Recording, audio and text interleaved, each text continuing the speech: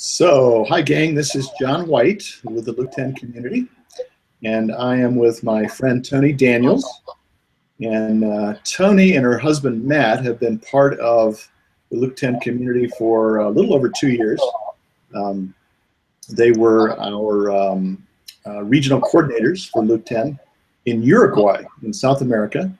And so Toni's written a book, which we're going to talk about in a minute. But Toni, I'd like you, first of all, just to share a little bit about your connection with LK10 and what that's meant to you and how you've been involved in this community. So.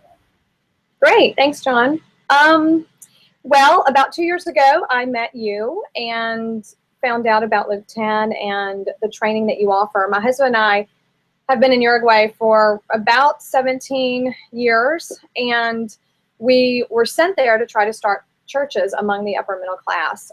Very agnostic nation, very secular country, and very resistant to church planting, to churches really growing and being productive, thriving in that society. So we had been there for a long time figuring out what pretty much didn't work. And we knew early on that traditional ways of doing church would never take root in that society because of the extreme secularism. There's no custom of going to church or gathering for those reasons. And the people work long hours, so there's very little time for family. And so intuitively, Matt and I knew that in order for a church to really ground itself into that society or embed itself into that society, it would need to go through the family systems. And so we began early on, from the day we landed, growing a healthy family system, or trying to create a healthy family system around us, in our own family first, but also with the people that were willing to live at that level of intimacy with each other. And so we really felt like we had spent 16 years doing that and had created a beautiful, healthy family system, but we had no idea how to propagate that into other areas. And so we had been just praying and being faithful. And it was at that time that we found LK10. And for me, LK10 was, it gave us a path to follow. It gave us train tracks, let's say, for our train to actually go somewhere and be able to train others in how to be healthy family systems and how to then reach out naturally and organically to those around them and see our own family as church. I think that was a huge paradigm shift. And it wasn't like we learned new skills necessarily through LK10, but we learned a new paradigm and a way to apply skills that we already had that we had never thought about applying them in that way. So it's very interesting how you can know things but not really apply them in different areas of your life. Yes. So it was absolutely radically changing for us to think about family as church, and every parent a pastor, and every house a church. So we really began to refocus our ministry to be able to do that and see that as the way the church in Uruguay will explode eventually, hopefully. Yeah. Well, it's been so much fun to get to know you and Matt, and just to see all that God's doing. Before we talk about your book, hear the story about Juan Carlos as well, because, you know, I don't know, a month or so ago, I get this email from somebody who wants to do Church 101, but it's all in Spanish, and I can't speak Spanish. So I sent that on down to you and was so grateful for what happened next. Just tell us a little bit of that story. Well, it was an amazing answer to a 10-2B prayer, of course.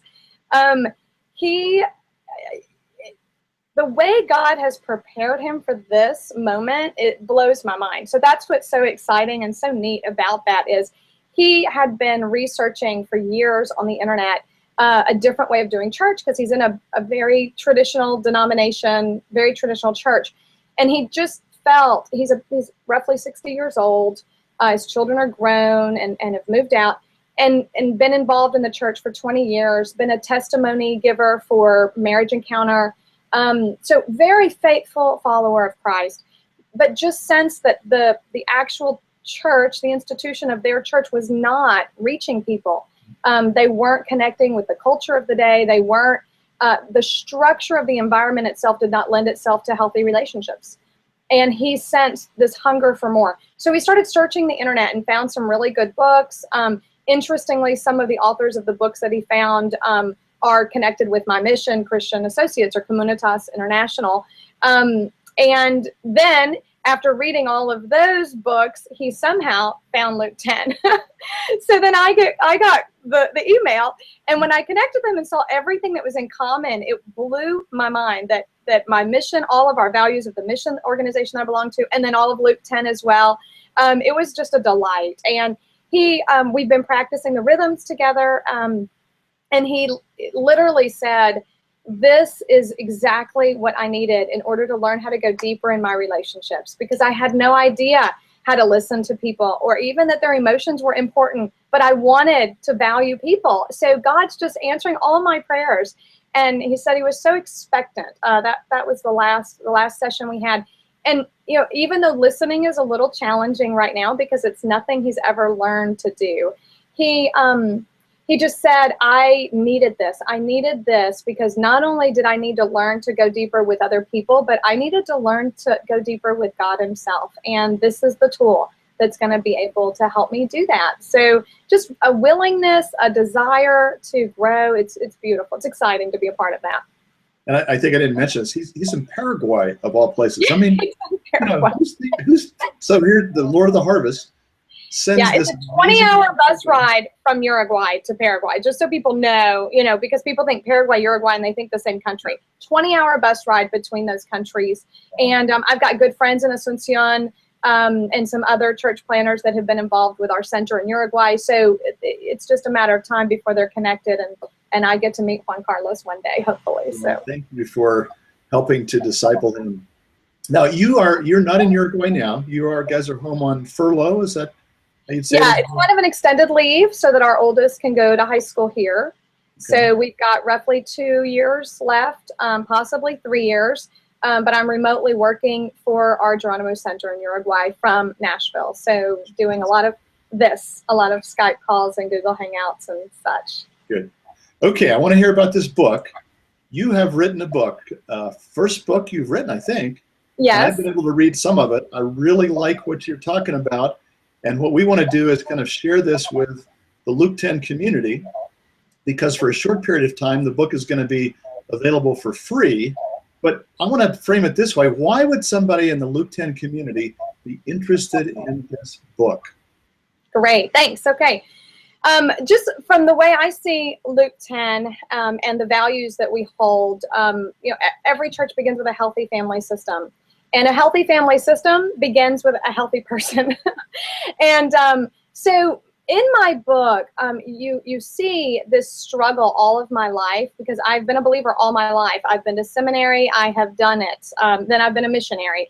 And even on top of all that, there was this struggle of, God, I want what the Bible promises I can have. I want your peace. I want your joy to fill me. I want this ability to in no matter what the circumstances, have peace and feel your presence. And so all those things that the Bible says we could have, I wasn't experiencing most of my Christian life. And my husband says I'm tenacious, and I am. So I just tenaciously sought God for that. I want that. What does that look like? So the book is my journal entries over 18 years of me seeking God and him responding. So it is what I sensed him saying to me over all of these years, and how he led me to different resources, and how he revealed truth to me that I did not know at the time, how he healed wounds of mine. So it really is a come and see what it's been like for me to experience God and Jesus and have that relationship with him that leads to health and that leads to a healthy family. So I think that for that reason, Luke 10 people would be very fascinated, because I think that's a common struggle we all have as believers, is how do I really appropriate the life that God says that I can live? Yes.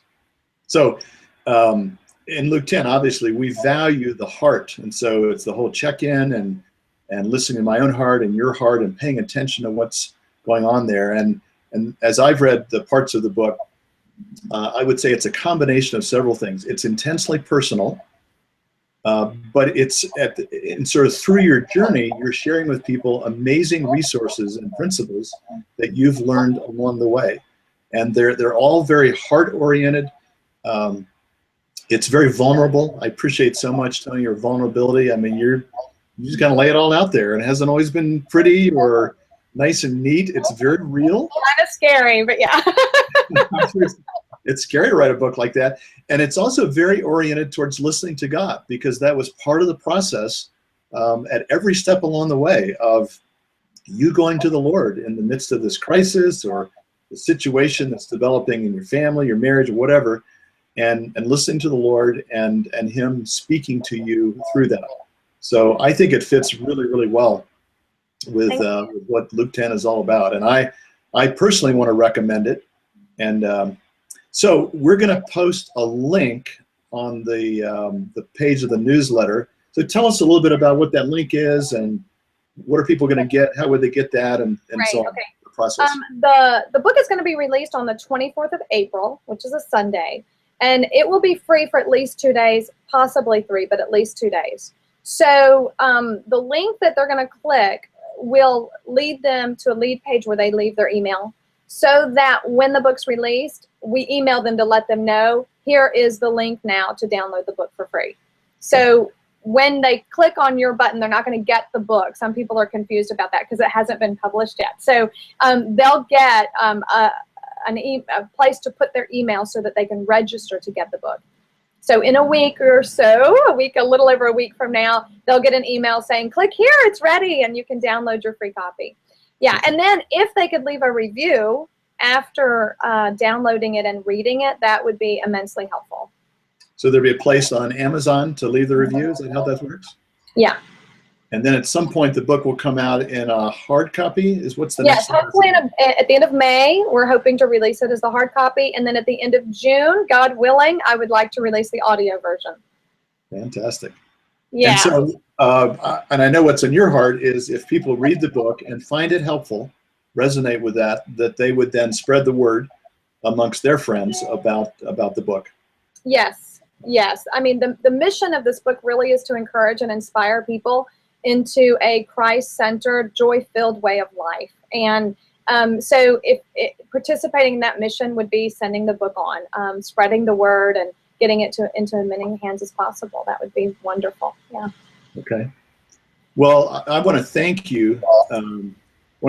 For writing the book. I know you have worked long and hard and really poured your soul out in this. And I think it's another one of these. Part of what Luke 10 is about, I think, is discovering great resources that really help us in our journey with the Lord and with our families and with God's mission in the world. And I think you've given us a great resource for that.